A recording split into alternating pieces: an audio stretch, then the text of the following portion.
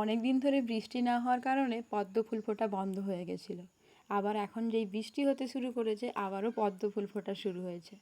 আর এদিকে এই যে বরবটি গাছটা, আপনাদের মনে আছে ওই যে সেই চায়ের কাপের মধ্যে বীজ ফেলেছিলাম, তার থেকে এই গাছটা হয়েছিল।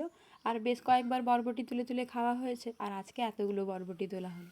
তারপর ঘরের সামনের বাগান থেকে কিছু শাক তুললাম।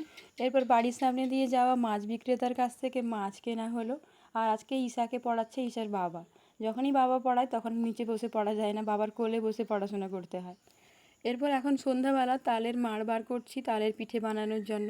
আমার তো তালের পিঠে খেতে খুব ভালো লাগে, কিন্তু হাজব্যান্ড খুব একটা পছন্দ করে না, তাই আর তালের পিঠে বানানো হয় না। আপনাদের মধ্যে কার কার তালের পিঠে খেতে ভালো লাগে সেটা কমেন্টে জানাতে ভুলবেন না। তো আজ আমি বানাচ্ছি তালের বড়া। আমি যদিও কখনোই তালের কিছু বানাইনি, আজ প্রথমবার বানাচ্ছি। তবে পিঠেটা খুব একটা খারাপ হয়নি, দেখতে হয়তো একটু খারাপ হয়েছিল,